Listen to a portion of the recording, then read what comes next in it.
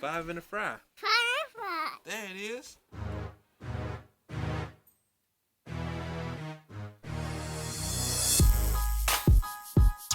Good morning, good afternoon, good evening. I'm your host, Fable Angelo. And this is your boy, man. This is JDiddy. And this is another episode of Five in the Fry podcast. Come on with it. The place where you come and get five-course conversation with a side item of visual stimulation. Whoa. You see it.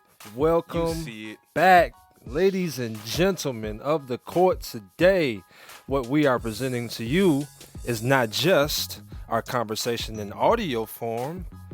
Now you get to see our beautiful faces. Absolutely. Welcome, YouTubers. They probably like, man, what's taking so long for us to see these handsome young men speak? Man, because I know he fine. You know I what can I'm hear it in saying? his voice. He fine. She was talking about you, man. She was talking about you. Hey, man, I'll take it. I appreciate that. Sexual chocolate. So, anyways, JDiddy, let's get back into formation. Can you please tell us, kind sir, what is on the menu for tonight? I'm glad you suggested that. So we have a very eclectic lineup bringing before you guys today, man. That's a good we got a segment on the Byron Allen lawsuit case. We do. We're gonna be chopping it up about that because that's especially something that we all need to know, especially as black people. You know what I'm saying? African Americans, we need to be abreast of what's going on with this situation because it could potentially be something that could affect us in the long run, right? Absolutely. So we're gonna talk about that. We're also gonna be talking about the situation with T.I. You know, he's making some visits to a place with his daughter that some people say he should not necessarily be involved in. All right, and perhaps there'll be some legal things about that too. So we're gonna chop it up about that. What about this Impossible Burger, man? What you feeling about that Impossible Burger at Burger King, man? Is it healthy? Is it Delicious? possibly? Maybe. I like that. So we're gonna chop it up about that. But not only that burger, this Popeyes joint too is creating some waves, man. It's got people doing some crazy things and out there in the world, man. So we're gonna chop it up about that. And then last but not least, we have a new segment that we bring it to you, man, about the Second Amendment. Okay, first, FA introduced this to me, and I was on the fence a little bit, man. So he told me some different stories, and we talked about it, and it kind of won me over as time progressed. And I'm absolutely sure that the audience is going to take a lot from this segment. So we're going to talk about the Second Amendment and bring you some curveballs and some different things that we're going to talk about that, because this could potentially help you gain some knowledge about your own rights. But not only that, let you know we're going to talk about it, man. Let's get into it, man. Definitely going to talk about it. So, the first topic of today, and it's probably the most important topic, Absolutely. is the Byron Allen case. And really, it's not necessarily a Byron Allen case anymore. This is kind of expanded outside. It's not just about Byron Allen anymore. No. So, I mean, you got all the facts in front of you, but basically what I come to understand is this Comcast company, which pretty much 99.9% of you guys out there use to watch your cable television. Using internet service right now through Comcast. Just to even look at us. They pretty much have a monopoly on cable service providing. And that's not cool, man. Yeah, That's not cool. Yeah, because they do internet as well, and my internet be going in and out, and they be pissing me off. Oh, and so I can't you go saying nowhere. they're not even reliable? It's not even a reliable service, first of all. I hate to say, but yeah, man. But not to, you know what I'm saying, take too much time to complain about Comcast. Let's get into it. 'Cause we could. But yeah, go ahead and produce the facts to him, So man. $20 billion Comcast suit. Byron Allen has been fighting this, the conglomerate Comcast. And pretty much, man, there is a situation where this massive conglomerate could potentially shut the door on any African American owned media company, pretty much. All right, so Comcast divvies up money to different networks and stuff like that, and the majority, well, I wouldn't say majority of them. Guess how much African Americans are receiving from being able to be a part of this conglomerate? How much money do you think African Americans in media gain from being on the Comcast network? If I had to take a wild guess, I would say 0. Actually, it's a lot more than that, but it's not nearly what it should be, about $3 million. This is a multi-billion-dollar company, and a lot of networks on Comcast bill, they receive hundreds of millions of dollars, but the African-American segment only receives about $3 million. That's an issue. That's a problem, man. Absolutely. And so Byron Allen is feeling like, okay, these guys are discriminating against me because of my race. All right? And so he's going to have to prove that. It went through the Ninth Circuit Court. Now it's going to the Supreme Court. So first, before I cut you off, let's tell the people who Byron Allen is. Okay. Before we continue on. So he first started out in media as a comedian. Okay. Right. So then he started. That was his first thing, and then he sort of went into media. Now he has his own media company. Right. Right. He also has a couple different TV shows that he brought to entertainment. Justice Central, Cars.tv, and Comedy TV. He spearheaded those. He's kind of a pioneer in that realm too. Okay. And he's just fighting for a seat, man. One of the biggest things is he owns the Weather Channel, dog. Oh, I didn't know that. Yeah, okay. He owns the Weather Channel. Like back in the day when he was first starting out, he started out with a few networks, and the guy approached him like, man, I think you should buy the Weather Channel. And of course you think about buying the Weather Channel, like, man, but the dude was like, man, there's millions of dollars to make if you purchase the Weather Channel. There's a lot of opportunity, you know what I'm saying? So he ended up purchasing the Weather Channel, and it boomed from there, and now he's a billionaire. Okay. And now he owns 10 networks. You know what I'm saying? He started out with a few networks, now he owns 10. And this is all starting from scratch. He had to pull himself up by his bootstraps. You know what I'm saying? It was a time where he was dead broke. He was bankrupt. As soon as he got out of school, you know what I'm saying, trying to pinch 2 pennies together, you know what I'm saying, to pay his bills, he put that money into his craft and started paying the cameraman and the staff and all of that. And he built his business up, bought the Weather Channel, owns 10 networks. Now, this is where we are now. He's a billionaire who owns networks, who was trying to get a black-owned network onto the Comcast network. And he personally feels, and a lot of other people feel like, they discriminated against him. They declined the offer because it was going to be a black-owned network, primarily around black people. So he took them to court for it. The Ninth Circuit Court, they pretty much said, you know what? We favor with you guys. Yeah, he won. Comcast lost. So now, what did Comcast do? They went and got an amicus brief. So they're taking it to the Supreme Court now. They're saying, no, wait, hold on. We want a retrial, but we want to take it to the Supreme Court. And when they take it to the Supreme Court, they're getting something that's called the amicus brief. And can you break it down for them? So an amicus brief is a legal term, pretty much. It's used to refer to a legal brief called, well, we already know it's called the amicus brief, that may be filed in an appellate court, including a Supreme Court, by a party not involved with a current case. So they went out and got Donald Trump's DOJ to write the amicus brief, ruling in their favor to help them fight against Byron Allen.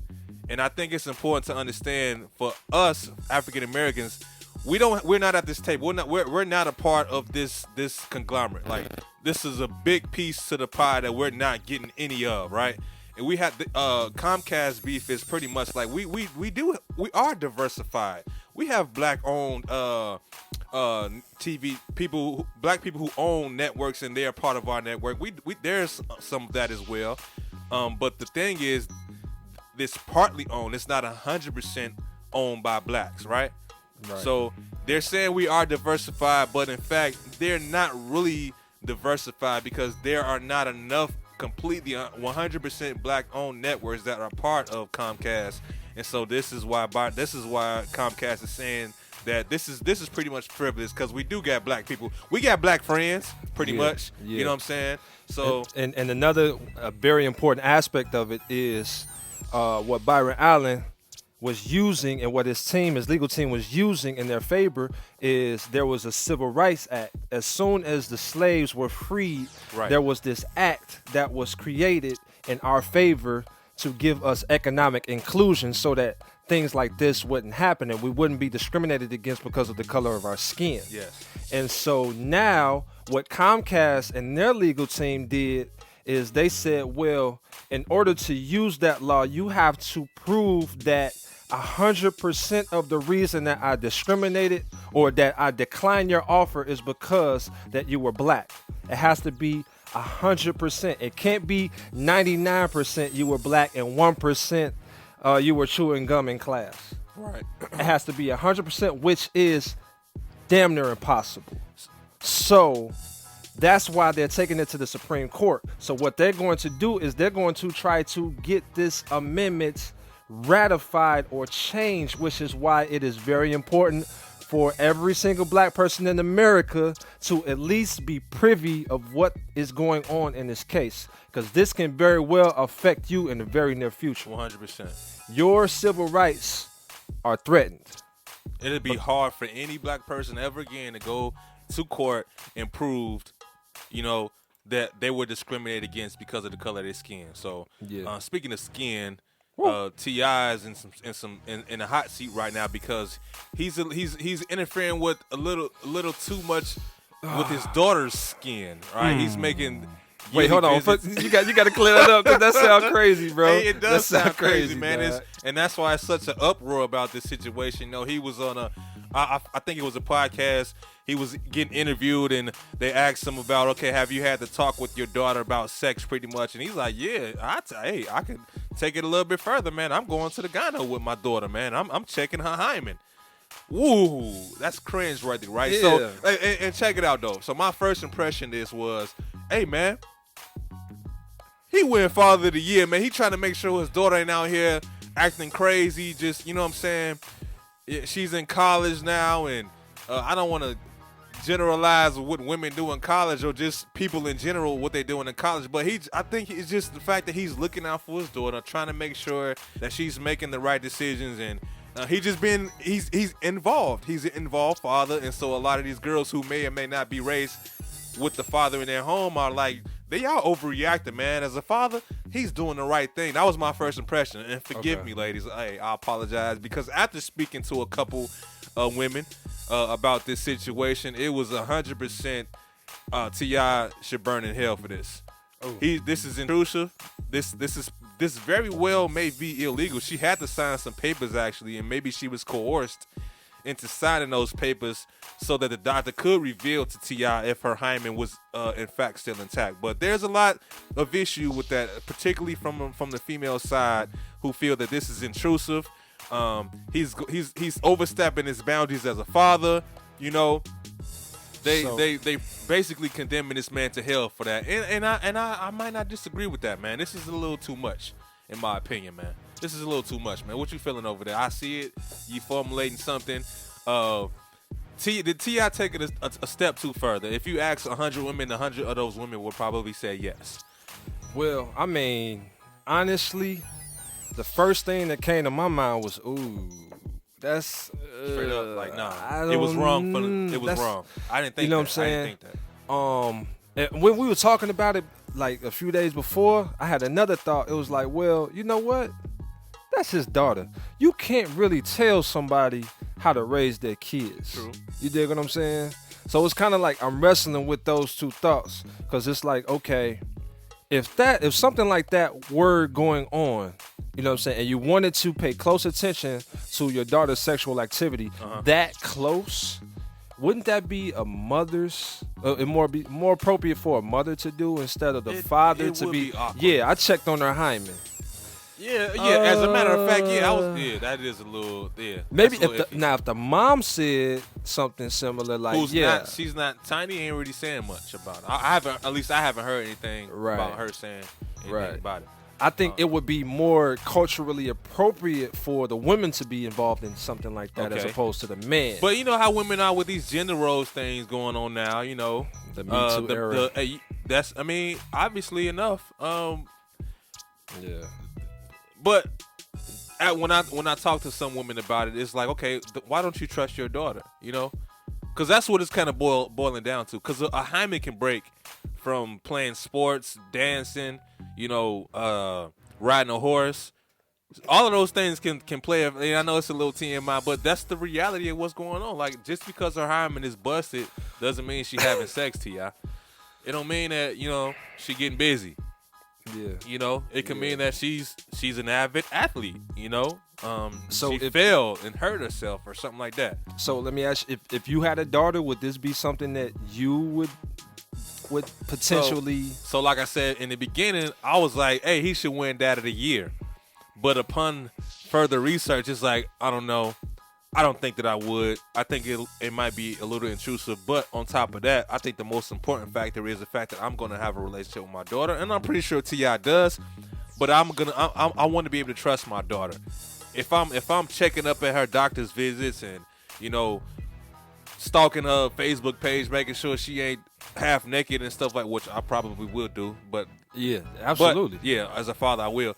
But what's the boundary? What's the boundary? You know, Yeah, is it limitless? I can you know, when you get married, I'm gonna be in the bedroom. Which I like. Okay, I'm not going that far. I want to be able to trust my daughter because I raised her right. You know, so and she's grown. She's 18 years old. She can make her own decisions. So yeah, she's gonna have to go out there into the world. So she's 18. Yeah, she's 18. See, but he's been doing it since I think she was 16. Okay. And again, she had to sign a contract that would relinquish, that would allow the doctor to share that information with T.I. Right. Okay. So she had to say, okay, yeah, it's cool for my dad to know this information. Right. And it's not like T.I. is in the room like, yeah, let me see it. Let me see the hymen. You know what I'm saying? Let me see the picture. I need to see it. Taking selfies with the hymen. Like, hey, let me see the, hey. Show me the Carfax. You know what I'm saying? You know what I'm saying? Like, show me the Carfax. I need to see it. Nah, but I mean, hey, if I believe that at the end of the day, his intentions are good. You know what 100%. I'm saying? His intentions are good. A lot of people feel like this is a little, it's kind of, what's the word I'm looking for? Intrusive, overpowering. I yeah. feel like we playing taboo. Keep going. I got nothing. Radical. Okay. A bit radical for a lot of people's tastes. However, this is his daughter. He brought her into the world. He's responsible for her well-being. He's responsible for how she turns out, because a lot of you people, if she turns out the wrong way, would be looking back at how she was raised. Just look at his daughter. That's T.I. daughter. He ain't got no control. Blah, blah, blah. Exactly. But then when you feel he's overstepped his boundaries, then we're going to crucify him. So yeah, as a celebrity being famous, the light is on you. It's like you can't make any mistakes. Right. If he came out and apologized, if he came out and said something of the sentiment that, okay, I thought I was doing good as a father, you know, my wife hadn't said anything about it, or her mom hasn't said anything about it, you know what? He's not apologizing. No, because he's regretfully, unapologetic. And you know what? That's T.I. So you said something about taste and radical and whatnot. Yeah. Some people would characterize that too with the new Impossible Burger, man. Oh, yeah. That was a great segue, man. Look what I found. That was a great segue. So, is it possible that the Impossible Burger is possibly hurting your health? That's a good question. First of all, have you tried the Impossible Burger yet? I have not tried the Impossible Burger yet.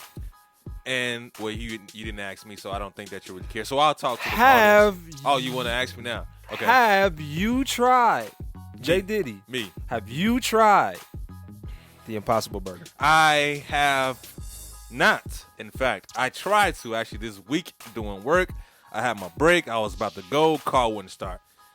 I mean, I was starving too. I was hungry. I was on my way to Burger King to get this Impossible Burger because I had been talking to my coworkers for days about it. Some of them had tried it, and they liked it. And you know what I'm saying? Of course, you see the commercial. Tastes just like a regular Whopper. I didn't even know it was real beef. That's how they sound. You know what I'm saying? So is it possible that you were not meant to taste the Impossible Burger because That's a little radical. because Because my car wouldn't start. since you I had know to replace my starter too, so FYI. So Yeah. there's a group that spent about 5 years, dude. 5 years trying to create this burger, man.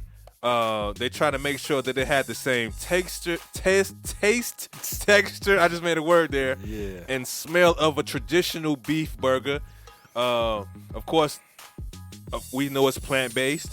But I do have some facts, some nutritional facts about this burger. If you don't mind me indulging, I'm pretty sure that if you hadn't looked it up, I'll disclose that to you.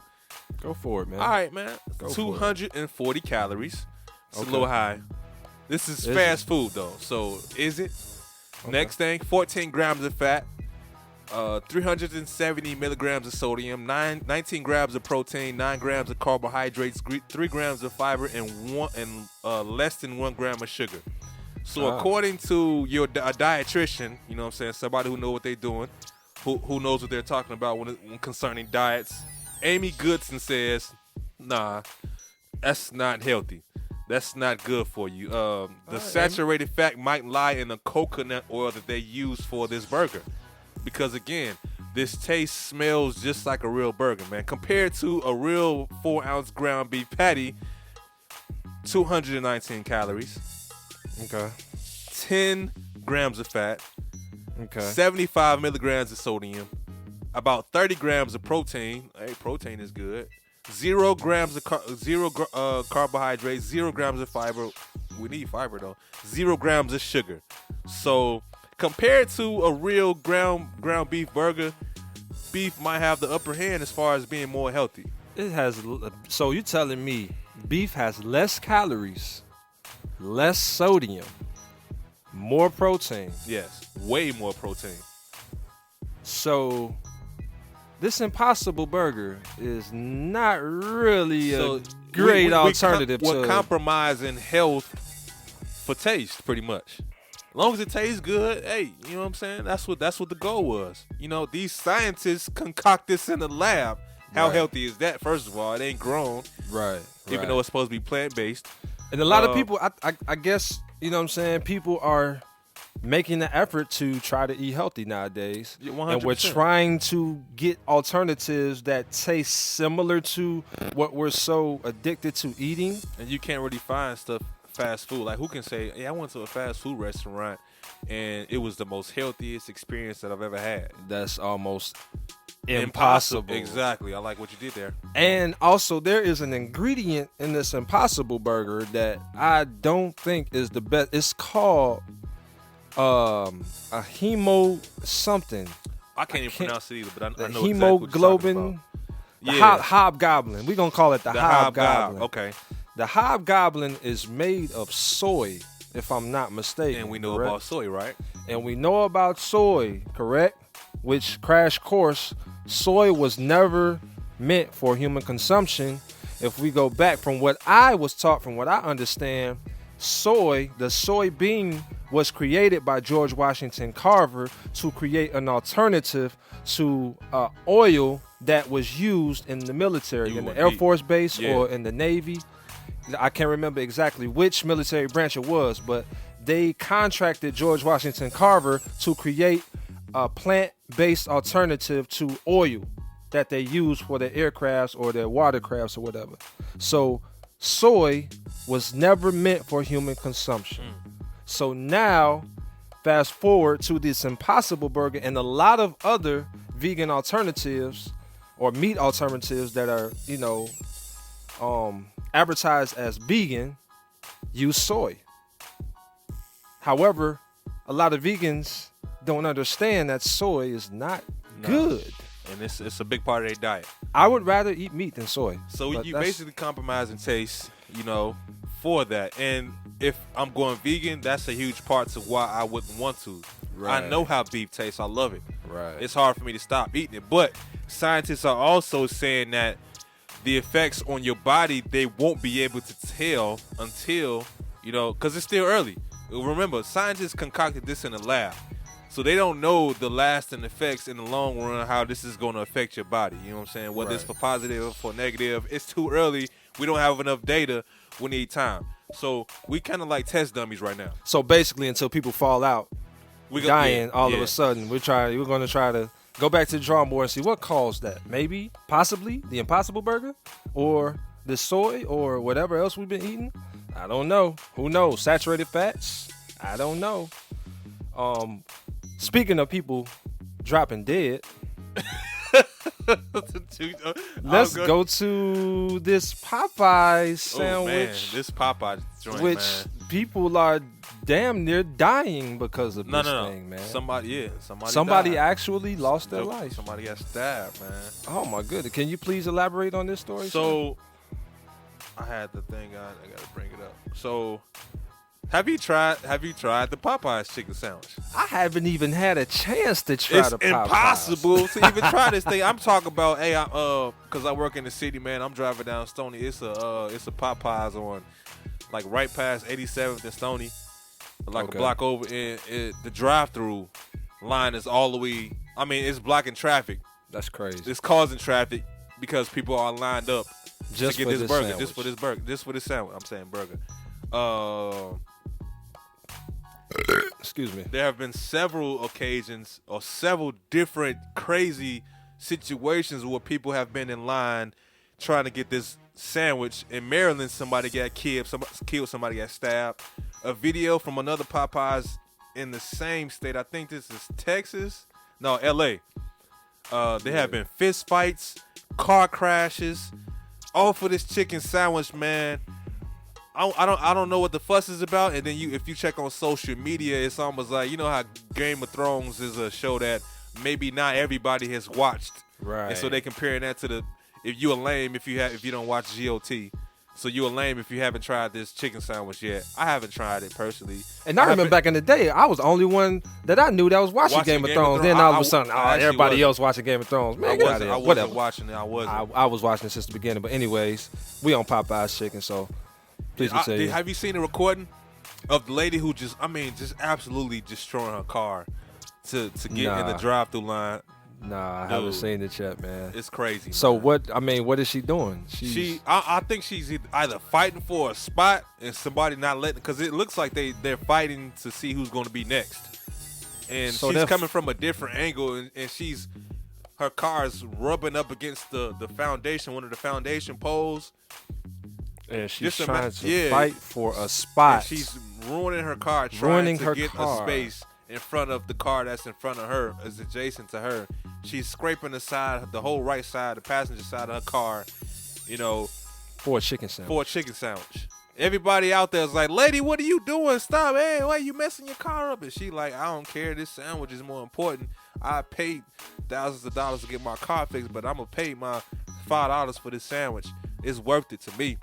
And that thousands of dollars, it reminds me of one of the guys that I work with. He said that he went online and he saw the Popeyes sandwich was being sold online. Wow. Trying to make some profit. For $1,000, you bro. Gotta be kidding me. $1,000. You out there spending $1,000? Somebody actually bought this joker? I don't know if anybody bought it, but they was trying to get it off for $1,000. It was up for sale. Where is this energy when we need to unite as a people for something a little bit more pivotal? I don't know, bro. Where is this energy with Byron Allen in this Comcast case? Do we even know what's going on? Do we know the facts or the details about that? Like, where is all of this energy coming from? But we spending our money on this sandwich. I don't understand this. Man, these young kids nowadays, man, they didn't used to do this stuff back when I was a kid. Back when I was a kid, we used to go outside. Sure. We used to play in the tree. We used to play World War II. We used to play hide and seek. We used to play cops and robbers. We used to play Red Robin, Red Rover, all of that, man. Now, people going crazy over the new Jordans. People going crazy over Popeye sandwiches. People going crazy over social media. People going crazy over tweets and likes. And I don't like it, man. I'm done. Signing off is Fable Angelo, so I'm here by myself. Hey. I'm glad you're still there with me. Hopefully somebody. Huggy, can you go chase down FA, please? Huggy, can you? Oh, there we go. He's back in now. And final notice, man. I ain't got it. I was like, where you going with this? I'm sorry, man. But yeah, man, it's just, I don't know, man. It's crazy nowadays. Like, a lot of things that, people go crazy over. You know what I'm saying? Like, flashback to when the new Jordans came out and there was a stampede. You remember that? Yeah. And kids was going crazy just for a pair of shoes, man. I mean, people waiting out in line. They camping outside sometimes as well. Like, we need this energy in other situations too, as a people, to come and be united together, man.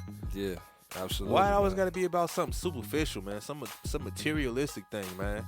That, you know what I'm saying? There's no doubt we're gonna see a whole bunch of black people online for this. Yeah, man. I think we ran out of video, brother. Oh man. Dang. So you know what? I was gonna get into my Second Amendment joint, but we have no more time. It makes me sad.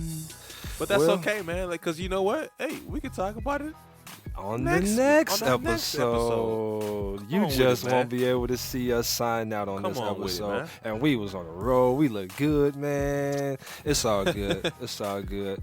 Well, yeah, man. I guess we have the Facebook still up. You can check us out on Facebook. I think we're about to start a new group because the old group is kind of played out and old and stale. So we're going to send out some invites to all of the listeners again, you know what I'm saying, to let you guys know that we're back up and running. We're going to restart putting it back on iTunes. We're going to be back on Google Play. Yeah. We're going to be back on Stitcher. We're going to start giveaways again. We're going to reopen our voicemail line, which I have the number. I just haven't reestablished it yet. So just be patient with us, man. We're getting right back into the flow of things, man. This is season 3.